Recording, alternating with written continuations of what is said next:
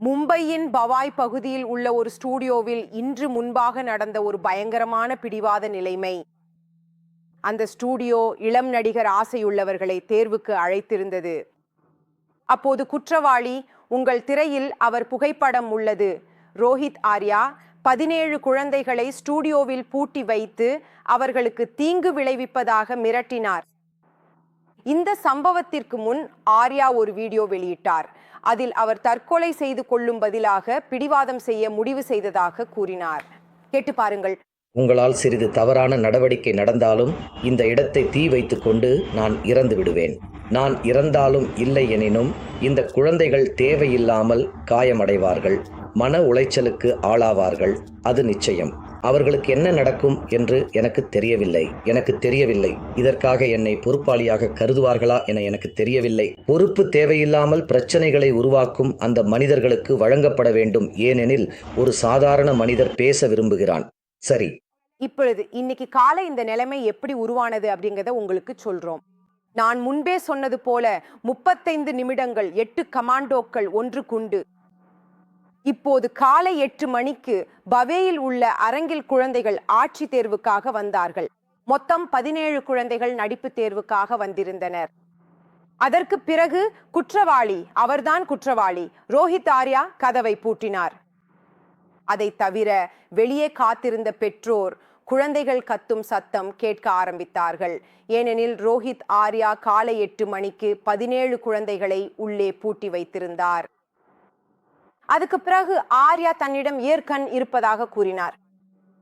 பின்னர் அவர் ஒரு வீடியோவும் பதிவிட்டார். நீங்கள் இப்போது கேட்டது அந்த வீடியோ தான். அந்த வீடியோவில் ஆர்யா சொன்னார், எனக்கு சில எளிய கோரிக்கைகள் உள்ளன, நான் குழந்தைகளுக்கு எந்தவிதமான பாதிப்பும் செய்ய விரும்பவில்லை என்று. இவையெல்லாம் காலை 8 மணி முதல் மதியம் 12 மணி வரை நடக்கின்றன. பிறகு சுமார் அந்த நேரத்தில் அதுக்கு பிறகு ஆர்யா அனைவரும் இதை சமூக ஊடகங்களில் பகிருமாறு கேட்டார். அதன் பிறகுதான் மக்கள் அந்த கட்டிடத்தில் குழந்தைகள் பிணையாக்கம் செய்யப்பட்டுள்ளனர் என்று அறிந்தனர். பிறகு மதியம் 1:30 மணிக்கு போலீசாருக்கு தகவல் தெரிவிக்கப்பட்டது. அதன் பின் போலீசார் QRT உடன், அதாவது கமாண்டோக்களுடன் விரைந்து அந்த இடத்திற்கு வந்தனர்.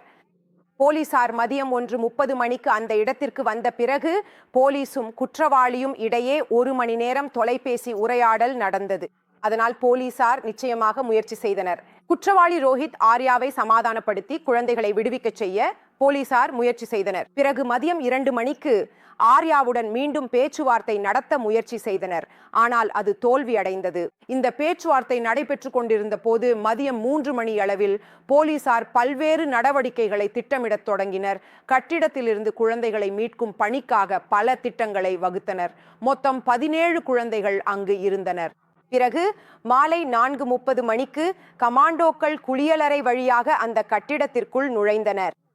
அந்த கட்டிடத்தில் தான் இது நடந்தது. முதலில் நடந்தது என்னவென்றால், குழந்தைகளை மீட்க போலீசார் கிரில்லை உடைத்தனர்.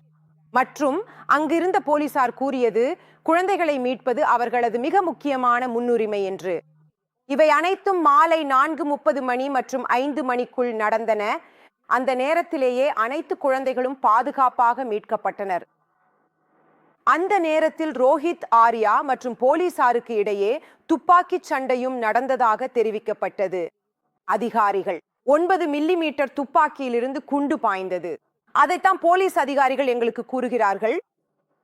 இதுக்கு பிறகு ஒரு சுற்று துப்பாக்கிச் சூடு நடந்தது.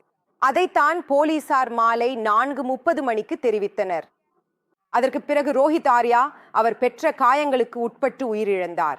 முதலில் போலீசாருக்கு துப்பாக்கிச் சூடு நடத்தியது ரோஹித் ஆர்யா என்பது உறுதி. பிறகு பதில் துப்பாக்கிச் சூட்டில் ஏற்பட்ட காயங்களுக்கு அவர் உயிரிழந்தார். இதை பற்றி மேலும் பேச இப்போது என்னுடன் முன்னாள் டிஜிபி விக்ரம் சிங் இணைந்துள்ளார். NDTVக்கு வரவேற்கிறோம் திரு சிங். இந்த 35 நிமிட நேரத்தில் நடந்த அனைத்தையும் பற்றி உங்கள் முதல் கருத்து என்ன?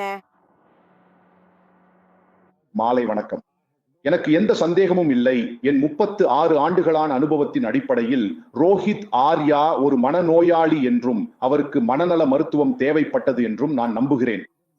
அவர் குற்றமாக 17 குழந்தைகளை கடத்தி தவறாக கட்டுப்படுத்தி அடைத்து வைத்த விதமும் அதையும் மிக கூர்மையாக செய்த விதமும் அந்த 17 குழந்தைகளுக்கும் அவர்களின் குடும்பங்களுக்கும் வாழ்நாள் முழுவதும் நீடிக்கும் ஒரு மன உளைச்சலை ஏற்படுத்தியது.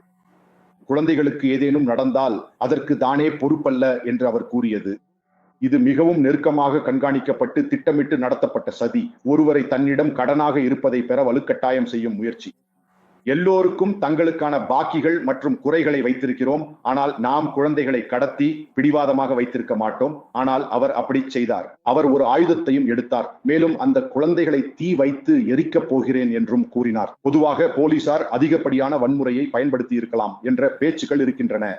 நான் சொல்வது, அவர்கள் பயன்படுத்திய வன்முறை மிகவும் பொருத்தமானதாக இருந்தது. மேலும் அது அதிகப்படியானதாக இல்லை.